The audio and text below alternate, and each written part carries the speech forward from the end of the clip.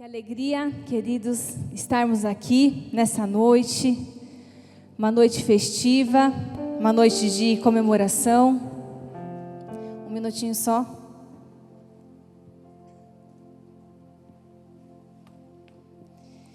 E nós estamos aqui mais uma vez para ouvir da parte do Senhor e, como família, receber uma direção para o nosso coração e, como família, receber aquilo que o Senhor tem para as nossas vidas. Quantos aqui estão dispostos a ouvir a voz de Jesus? Amém? Nós estamos no Sermão do Monte e já na semana passada minha mãe trouxe a respeito dessa palavra. E o Sermão do Monte, no livro de Mateus, que nós estamos estudando, ele vai do capítulo 5 ao capítulo 7. E do versículo 1 ao 12, na verdade dos versículos 3 ao 12, nós temos as bem-aventuranças, né? Nós introduzimos isso na semana passada. E eu queria ler com vocês esse texto, para que a gente possa dar continuidade àquilo que o Espírito já tem trabalhado no nosso coração, que diz o seguinte: Ao ver as multidões, Jesus subiu ao monte. Ele se assentou e os seus discípulos se aproximaram dele. Então ele passou a ensiná-los e Jesus disse: Bem-aventurados os pobres em espírito, porque deles é o reino dos céus. Bem-aventurados os que choram, porque serão consolados. Bem-aventurados os mansos, porque herdarão a terra. Bem-aventurados os que têm fome e sede de justiça, porque serão saciados. Bem-aventurados os misericordiosos, porque alcançarão misericórdia. Bem-aventurados os limpos de coração, porque verão a Deus. Bem-aventurados os pacificadores, porque serão chamados filhos de Deus. Bem-aventurados os perseguidos por causa da justiça, porque deles é o reino dos céus. Bem-aventurados são vocês quando por minha causa os insultarem, os perseguirem e mentindo disserem todo mal contra você.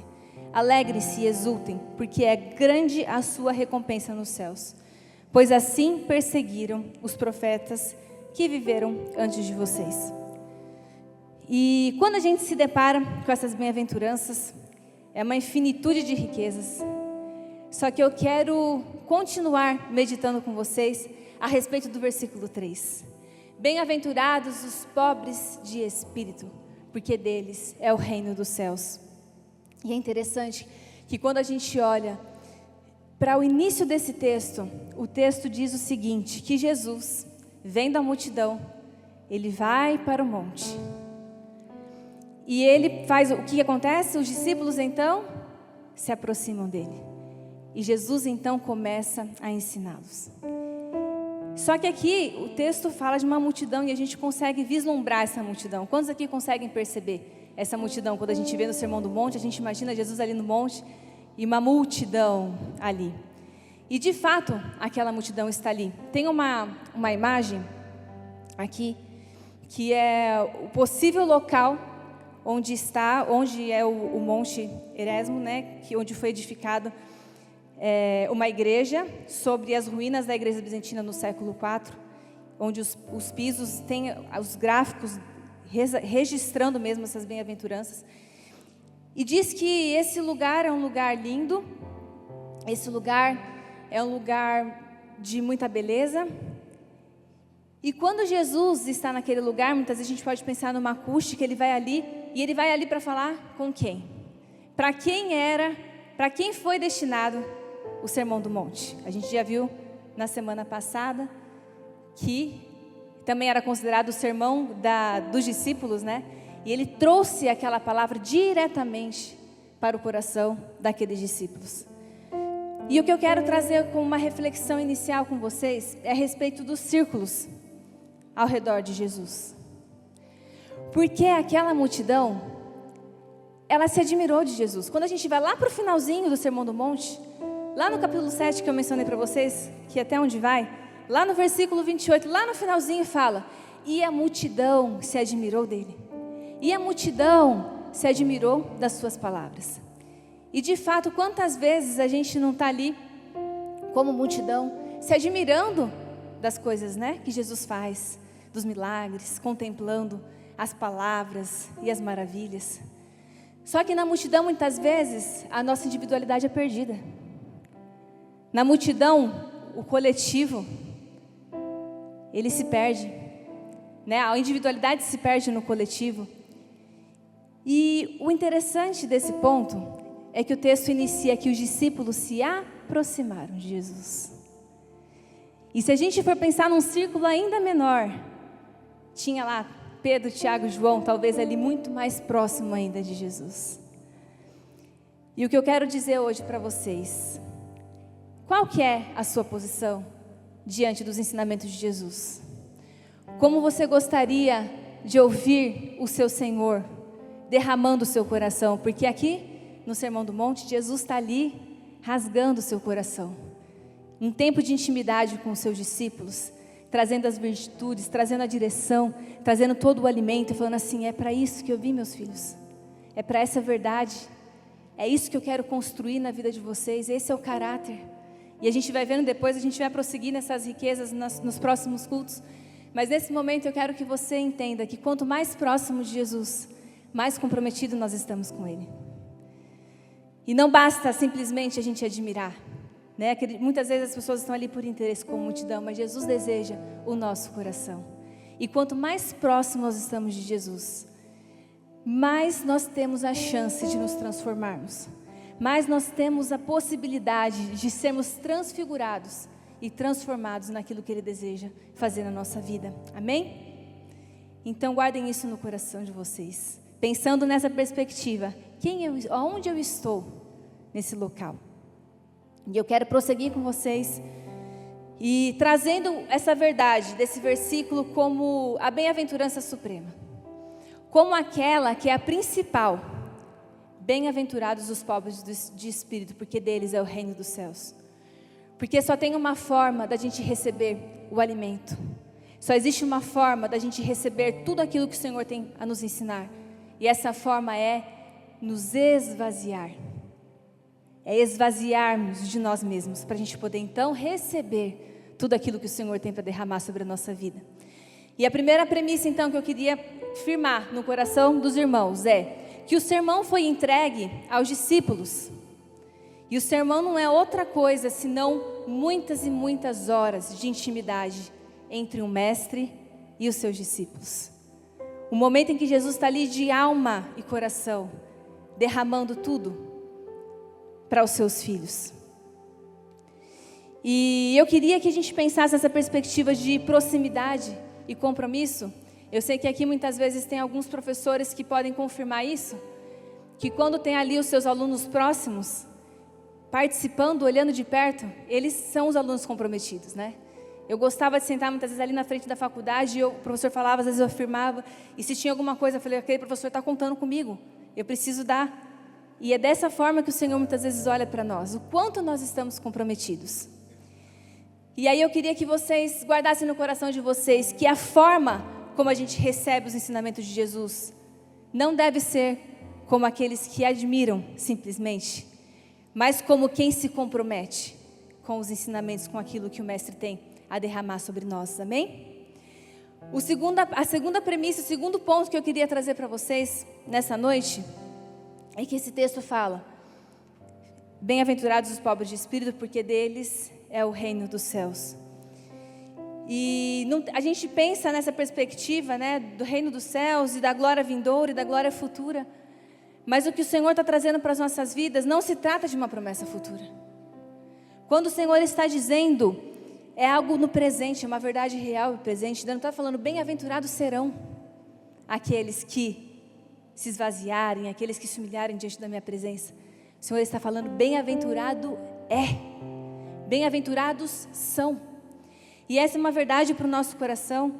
E aqui no aramaico, no hebreu, há uma expressão, é uma interjeição: que feliz é. E não é uma simples afirmação.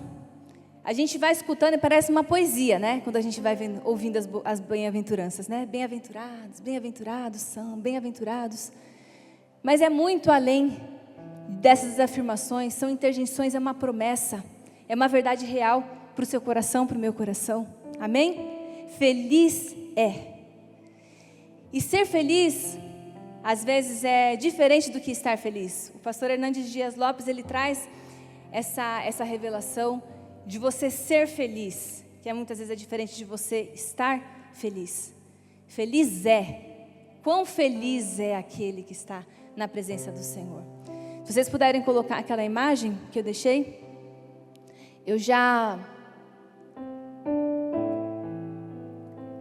trouxe para vocês uma vez esse testemunho. Muitos de vocês conhecem, muitos mesmo, tenho certeza que talvez 50% ou mais, conheçam o testemunho desse homem, desse advogado, Dr. Horatio Stafford, alguma coisa assim, não sei a pronúncia exatamente. Mas a história conta que no ano de 1871, ele tinha os seus empreendimentos, os seus investimentos, e ele acaba tendo um incêndio muito grave em Chicago, e ele acaba perdendo muita coisa. Ele teve um prejuízo, uma tragédia muito grande. Além dessa tragédia, ele ainda perde um filho. E não bastasse isso, esse homem que perdeu um filho, passado aproximadamente 2 anos, em 1873, ele vai ele sai de Chicago e vai se encontrar com os amigos, um casal, para fazer esqueci a palavra novamente, uma cruzada de evangelismo. E a história conta que esse homem, ele teve um compromisso e ele precisou mandar a sua esposa na frente. Ele mandou a esposa com as suas 4 filhas de navio. E nesse trajeto acontece uma nova tragédia. Em 12 minutos, aquele navio naufraga. Um naufrágio horroroso acontece, muitas pessoas morrem, algumas sobrevivem. E quando ele chega até a sua família, a sua esposa sobrevive, chega até a Inglaterra e ela escreve um telegrama e ela escreve para ele: salva, porém só. E esse homem, imagino eu, tamanha dor, ele pega então um navio para se encontrar com a sua esposa. E no percurso, quando se aproxima do local do acidente, ele então faz aquela canção que muitos de nós conhecemos: sou feliz com Jesus, meu Senhor. E a letra vai dizer o seguinte: se a paz a mais doce me deres gozar, se dor a mais forte sofrer, ó seja o que for, tu me fazes saber que feliz com Jesus sempre sou.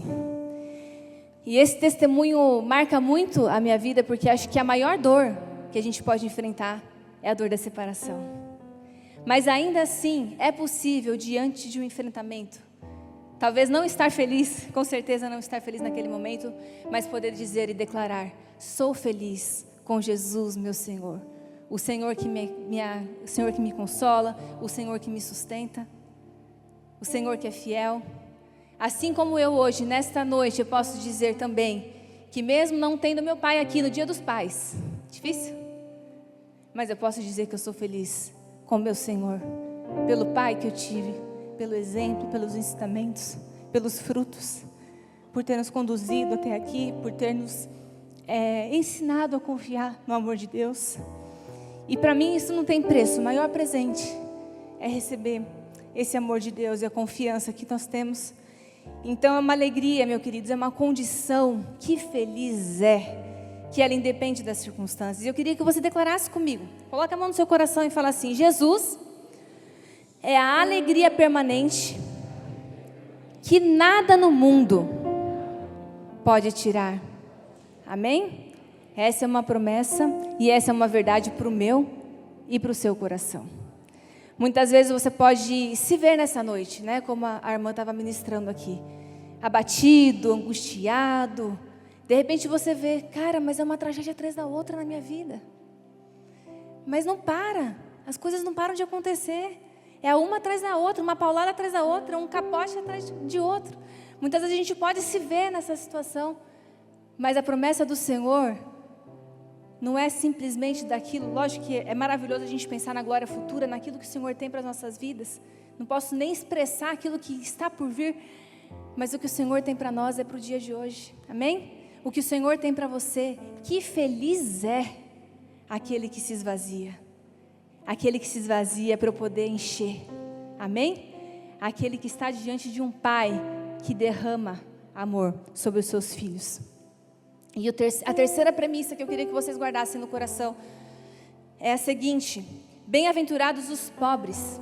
Nós já vimos na semana passada que aqui não tem a ver com uma pobreza material. Nós já aprendemos aqui na última semana sobre isso, a terminologia, o significado, a origem da palavra, a etimologia. A gente viu que não tem a ver com a pobreza material. Mas aqui, no hebreu o homem que por não possuir nenhum recurso terrestre, coloca toda a sua esperança e confiança em Deus. Fala assim: toda confiança e esperança em Deus. William Barclay, ele vai parafrasear o versículo 3 do capítulo 5 de Mateus, e ele vai dizer que o texto diz o seguinte: bendito e feliz é o homem que tomou a consciência da sua total necessidade e que colocou a sua confiança em Deus. Amém?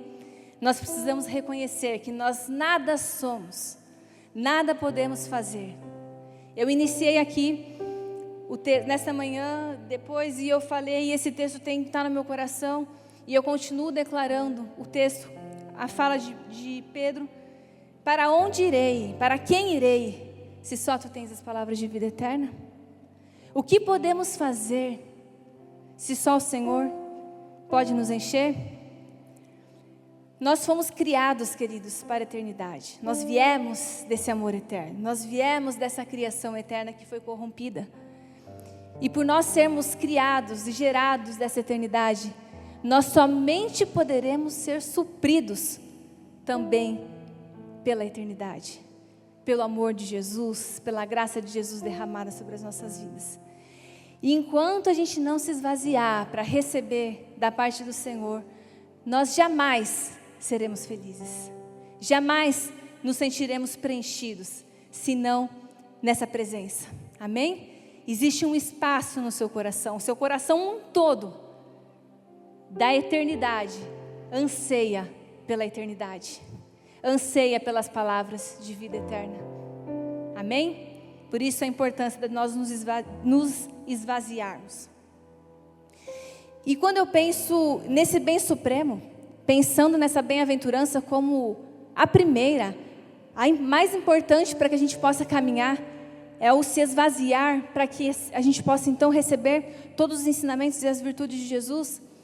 Eu vou para uma outra ponta. Eu vou para o mal supremo. E qual então seria o mal supremo? O mal supremo, a pior coisa que pode nos acometer. E que nós estamos susceptíveis a isso. Esse mal supremo, querido, se chama orgulho. Se chama orgulho. E eu estive estudando esse texto, essa palavra já estava bombante no meu coração. Quem tiver a oportunidade de ler esse livro, Cristianismo Puro e Simples, C.S. Lewis, depois eu mostro para vocês. Mas eu fui muito impactada, porque em alguns capítulos ele traz essa realidade. E o quão perigoso é o nosso caminhar distante das verdades de Jesus. E lá na página 83, eu queria ler para vocês esses trechos aqui, porque eu acho que ele vai edificar também o seu coração. Diz o seguinte: como o poder das trevas se corrompeu? No momento em que você tem um ego, surge a possibilidade de colocar a si mesmo em primeiro lugar. Quantas vezes a gente não se coloca em primeiro lugar nas nossas vidas? De querer ser o centro, que é o desejo, na verdade, de ser Deus. Esse foi o pecado de Satanás. E esse foi o pecado que ele ensinou à humanidade. O orgulho, o ego, o egoísmo, isso já foi ensinado desde o início lá, desde a queda. Porque esse foi o pecado de Satanás e ele tem tentado trazer isso. Mas os nossos olhos estão nas palavras de vida eterna, amém? E esse mal não vai nos tocar, mas nós precisamos ficar atentos. Como se pudessem os homens estruturar-se por si mesmos, ser os próprios mestres. Olha que interessante. A gente iniciou aqui falando de um mestre que tem uma mensagem para os seus discípulos, discípulos que se comprometem, que se aproximam do seu mestre. Tem essa figura maravilhosa. Aqui não. Aqui os homens são seus próprios mestres. Inventaram uma espécie de felicidade fora de Deus e a parte de Deus. E mais adiante vai dizer o seguinte: a menos que você conheça bem a Deus, e por isso saiba que não é nada em comparação a Ele, não o conhece de jeito nenhum. Enquanto você for orgulhoso, não poderá conhecer a Deus. Enquanto o orgulho estiver, nós tivemos essas vestes de orgulho, nós não conseguiremos nem enxergar a Deus, meus queridos. A gente não poderá conhecer a Deus, pois o orgulho é um câncer espiritual. Ele corrói qualquer possibilidade de amor, de contentamento, de bom senso. E a gente poderia discutir muito sobre isso aqui. Eu não vou nem sequer falar sobre o que o orgulho pode gerar na vida do outro. O quanto isso pode atingir, machucar e ferir o outro. Não vou nem entrar nessa seara. O quão perigoso ele é, o quão ele é devastador nas famílias, nas histórias, na humanidade, no todo o decorrer da história. Nós sabemos o fruto disso, nossos olhos estão abertos para essa maldade que está impregnada no mundo. Eu nem vou focar nisso. O que eu quero trazer para vocês, queridos, é o perigo desse orgulho, muitas vezes está tão próximo de nós. O perigo de nós nos colocarmos no centro das nossas vidas. O perigo de nós enchermos a nossa vida do egoísmo e não nos atentarmos à doce voz do nosso Mestre. De não nos aproximarmos da voz do nosso Senhor. Quanto mais próximos nós estamos do Senhor, quanto mais próximos de ouvir a voz do nosso Mestre, mais próximos nós temos a possibilidade do nosso Adão ser transfigurado para a imagem de Cristo. E nós nos aproximando de Jesus, a gente vai melhorando, a gente vai se aperfeiçoando, a beleza de Cristo vai trazendo em nós virtudes, e a gente consegue, assim, cumprir o nosso propósito. Isso nós conseguimos como filhos, crescer no Senhor, crescer dessa verdade, crescer em justiça, crescer em amor, e usufruir de tudo aquilo que o Senhor tem preparado para os nossos dias, mas é preciso se esvaziar. E as Escrituras vai dizer sobre isso. Eu li aqui um livro, que é um livro que achei muito bacana, porque é um livro que confronta. Mas se tem algo que confronta as nossas vidas, meus queridos, é a palavra de Deus. E a Bíblia vai nos dizer, em Provérbios 16, 18, antes da ruína, vem a soberba. O espírito orgulhoso precede a queda. Não preciso nem explicar o que isso significa. Já está escancarado. Provérbios 29, 23 vai dizer: o orgulho do ser humano o abaterá, mas o humilde de espírito obterá honra. O que é humilde de espírito? Vocês conseguem lembrar da nossa palavra? Os pobres de espírito obterá honra. Honra nessa terra? O que é honra? Honra do Senhor. Eu disse que não tem problema que alguém reconheça, elogie, não tem problema a gente gostar de um elogio, mas não é sobre isso. Aqui está dizendo a honra que vem do Senhor sobre as nossas vidas. Não é aquela que a gente quer impor, não é aquilo que a gente entende como dignidade, não é aquilo que a gente entende como certo, não tem que ser assim, tem que ser assado, tem que fazer assim, tem que fazer assado, mas é aquela honra que vem do Senhor. É a honra que o Senhor nos dá, do privilégio que nós temos de alguém que se derramou por nós, quando ainda éramos pecadores. Alguém que se entregou e alguém que realmente quer transformar as nossas vidas, e alguém que nos olha, alguém que nos vê com amor e deseja se relacionar conosco. E quando a gente vai, depois tem um texto, já falei de Provérbios, e um texto que eu fiz questão de repetir da semana passada, é o exemplo de Cristo. Porque se tem alguém que a gente precisa ter os nossos olhos fitos, é os nossos olhos em Jesus. E a gente sabe que Jesus percorreu aqui na terra, e a gente sabe o caminho que Ele trilhou, a gente sabe a vitória que Ele teve, e tudo isso, o preço que custou para que nós pudéssemos trilhar o seu caminho. Nós temos o Espírito Santo que nos conduz a esse caminho da verdade. E esse texto eu acho fortíssimo, de Filipenses 2, 5, 8, porque ele vai dizer o seguinte: tenham entre vocês o mesmo pensar de Cristo Jesus, que mesmo existindo na forma de Deus, era Jesus, gente, era Deus. Mesmo existindo na forma de Deus, não considerou ser igual a Deus, algo que deveria ser retido a qualquer custo. Pelo contrário, ele se esvaziou, assumindo a sua forma de servo, tornando-se semelhante aos seres humanos, e reconhecido em figura humana, ele se humilhou, tornando-se obediente até a morte, e morte de cruz. Isso nos ensina algo glorioso. O próprio Cristo se humilhou, o próprio Cristo se relacionava com o Pai e buscava, e tinha uma vida de devoção, e tinha uma vida de oração, e tinha uma vida de obediência. E aonde essa obediência, o que custou? Até a morte. E hoje, para os nossos dias, nós precisamos ser obedientes até a morte da nossa carne, a morte do nosso eu, a morte das nossas mazelas, dos nossos pensamentos, daquilo que nós consideramos como certo. A gente tem que abrir mão das nossas vidas para servir e para receber as palavras de vida eterna sobre a nossa história. Amém?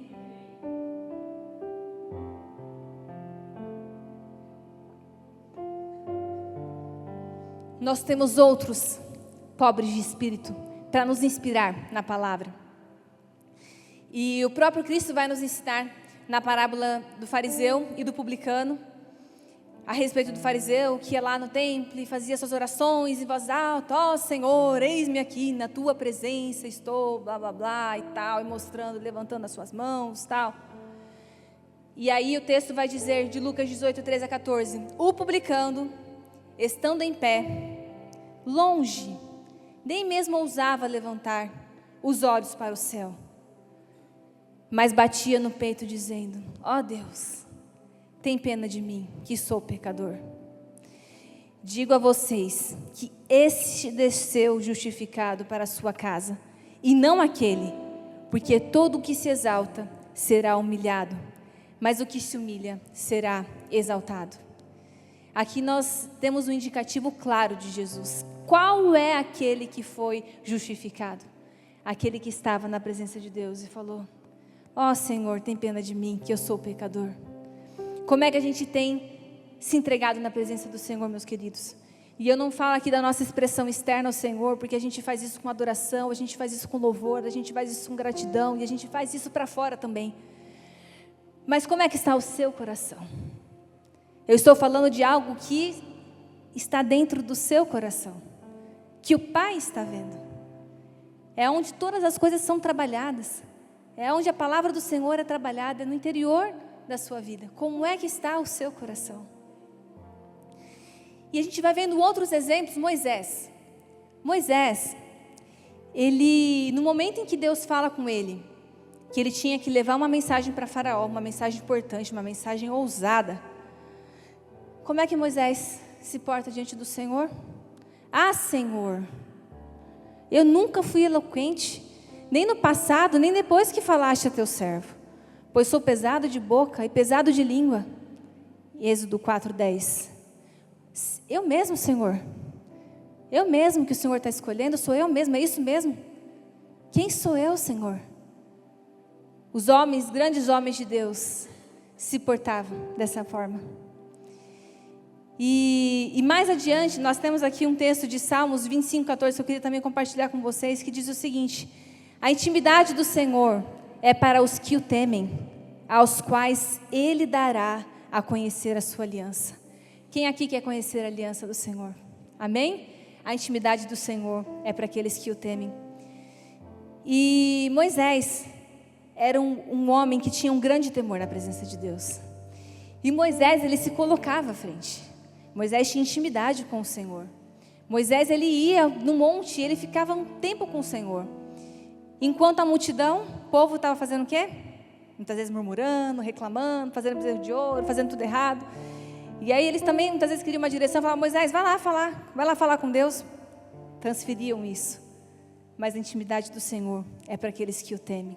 Moisés sempre ia diante do Senhor. E ele tinha prazer no Senhor. E ele se expunha ao Senhor. A estes, ele dará a conhecer a sua aliança. Quantos querem conhecer a aliança do Senhor? Amém? Tenham temor no Senhor. Busquem a intimidade com o Senhor. Isaías.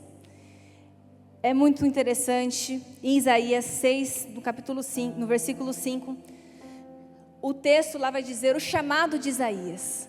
Isaías tem uma visão maravilhosa da glória do Senhor.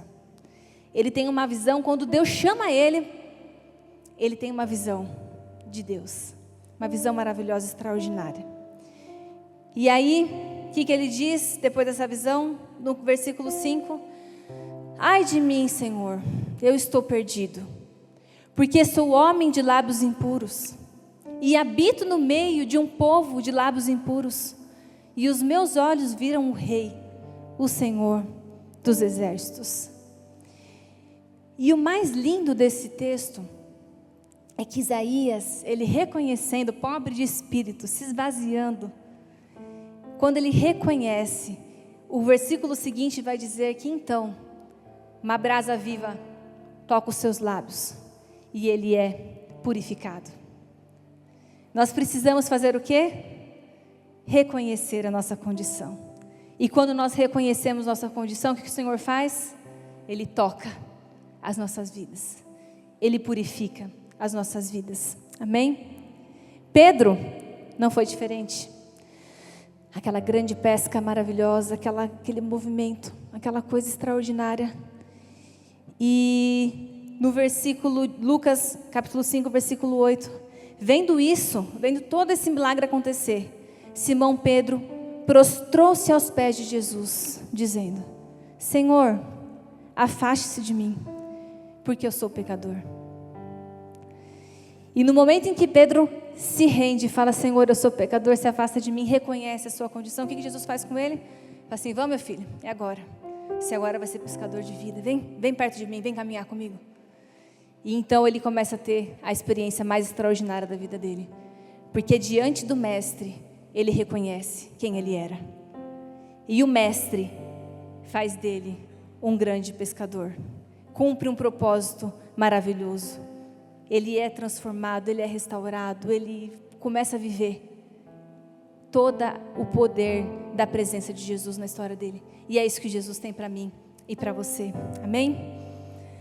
Paulo, apóstolo Paulo, nós sabemos o quão ele sofreu por amor de Jesus, né? Importa que ele saiba o que é sofrer pelo meu nome.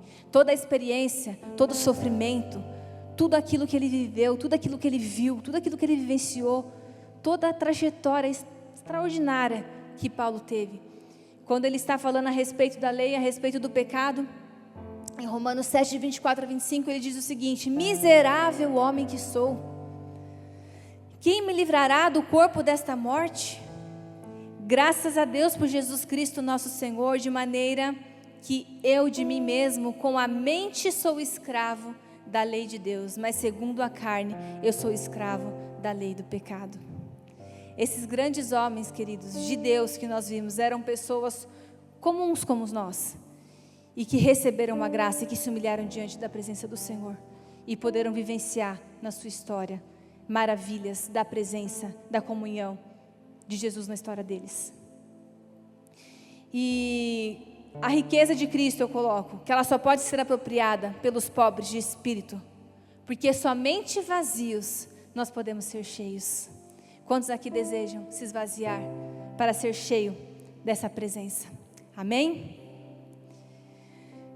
E seguindo, dando uma continuidade, já estou caminhando para o fim, seguindo a continuidade do meu livro, mais adiante, o que ele vai dizer é o seguinte, muitas vezes quando a gente está ali, a gente fala, puxa, mas quando Deus olha para a gente, quem somos nós, né? Fala, nossa, essas pessoas aí querendo ser os próprios deuses das suas vidas, eles mesmos querendo viver a vida deles. Deus não se preocupa muito com isso, porque nós somos tão pequenos. Mas o que importa para Deus, o que é importante para Deus, é que Ele seja conhecido na nossa vida. O que importa, ou melhor, Ele quer se doar a você. E Ele e você são duas coisas de tal espécie que se você realmente tiver qualquer tipo de contato com Ele, será de fato humilde. Qualquer contato que nós tivermos com a presença do Senhor, isso vai transformar as nossas vidas. E aí eu vou para uma parte pesada do livro. Segura na cadeira aí, porque a gente tem que encarar de frente essa coisa. Sentindo o alívio infinito de ter se livrado do peso de todas aquelas asneiras sobre a própria dignidade que o deixaram tão agitado e infeliz por toda a vida. Quantas coisas a gente carrega na nossa história, quanta dor, quanto peso a gente carrega quando o Senhor fala: é só você se esvaziar, eu quero te encher, meu filho. Feliz é aquele que se esvazia, os pobres de espírito. É uma alegria do presente, é uma alegria do porvir, mas é uma alegria real, é uma alegria perene. É isso que o Senhor tem para as nossas vidas. E o mais interessante é que esse mesmo autor, ele vai dizer o seguinte depois que ele fala isso. Ele vai falar assim: eu queria muito poder ter sentido mais esse alívio na minha vida, para eu poder compartilhar com vocês o que isso significa. E isso é tão forte porque isso demonstra a nossa fragilidade humana. E o quão muitas vezes a gente vai carregando esses pesos, vai carregando essas coisas, essa carga na nossa vida. E o quanto isso pode ser comum para os nossos dias. Mas nós precisamos nos desafiar a nos entregar ao nosso Mestre, a nos achegar a esse Mestre, a nos enxergar diante do Senhor e reconhecer, falar: Senhor, eu estou aqui comprometido com a Tua presença e com a Tua verdade. Porque eu sei que a promessa é para hoje e eu vou viver, eu vou experimentar a Sua promessa. Amém? E eu vou encerrar com vocês com um texto de Tiago 5, Tiago 4, de 5 a 10, que diz o seguinte: ou vocês pensam que é em vão que a Escritura diz, é com ciúme que por nós anseia o Espírito, que Ele fez habitar em vós? Mas Ele nos dá cada vez mais graça. Por isso diz: Deus resiste aos soberbos, mas Ele dá graça aos humildes. Aqueles que se esvaziam, Ele derrama graça.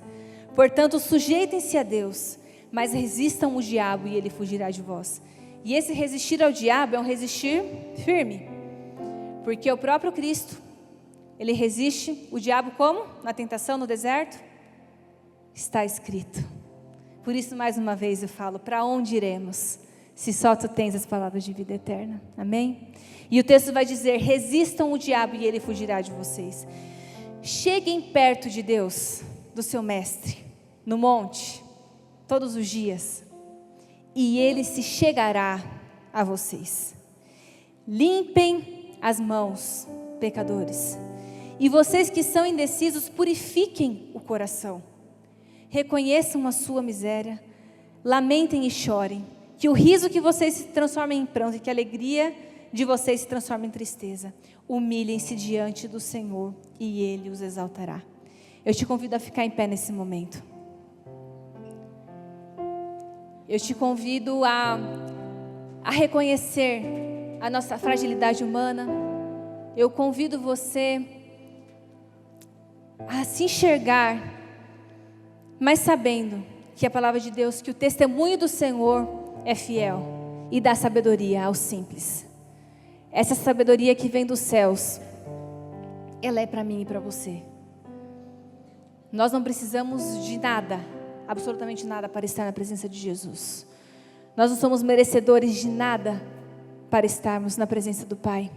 Assim como nós cantamos aqui: quem sou eu para que o grande Rei me receba assim? E que a gente possa nessa noite, queridos, realmente se achegar na presença do nosso Deus, reconhecendo o quão pequeno, o quão falhos nós somos, e derramar o nosso coração. Coloque a mão no seu coração. Senhor Jesus, eu te peço, ó Pai, nessa noite, Pai, como uma família que nós estamos aqui, como filhos teus, ó Pai, nós estamos aqui como uma mesma família, com o mesmo propósito. nós estamos aqui como discípulos que desejam se achegar ao seu Mestre. Nós estamos aqui, Senhor, querendo ouvir a Tua palavra. Nós estamos aqui, Senhor, querendo receber as palavras de vida eterna, receber a Tua cura, receber a Tua restauração, receber o Seu amor. Pai, de ser feliz hoje, de receber a plenitude, Senhor, da Tua presença. E por isso, Senhor, nós nos rendemos e nos rendemos de novo. E de novo, e de novo, e de novo, o quanto for necessário, nós iremos nos render a cada dia, Senhor, na Tua presença, para que o Senhor faça morada em nós, a ponto, Senhor, do nosso rosto ser transformado, a ponto, Senhor, da nossa conduta ser transformada, Senhor, mas para isso, nós entregamos, Senhor, o nosso coração, e nós pedimos, purifica o nosso coração, Senhor, purifique as nossas mãos, Senhor, purifique as nossas mentes, Senhor, e habita em nós, Espírito Santo. Nós nos achegamos a Ti, ó Pai, e sabemos que o Senhor anseia também por habitar em nós. E nós estamos aqui rendidos, Senhor, a essa doce e maravilhosa presença, ó Pai. Nós estamos dizendo aqui, Senhor, eis-nos aqui, Senhor. Que pobres pecadores, que miseráveis somos, Senhor, mas o Senhor nos escolheu. O Senhor escolheu habitar em nós, Senhor, e nós queremos ser resposta. Nós queremos ser resposta, Senhor, para o mundo. Nós queremos, Senhor, ser a Tua voz a ecoar. Nós queremos ser a Tua mão a estender. Nós queremos ser a alegria vivida, Senhor. Em nome de Jesus, Senhor, enche cada irmão. Purifica cada mente aqui, Senhor. Que cada pensamento seja cativo à obediência de Cristo Jesus. E que nós, como filhos, possamos receber essa graça que superabunda nas nossas vidas, Senhor. Nós te agradecemos por a Sua doce presença e pela Sua doce graça, Senhor. Graças te damos, Senhor.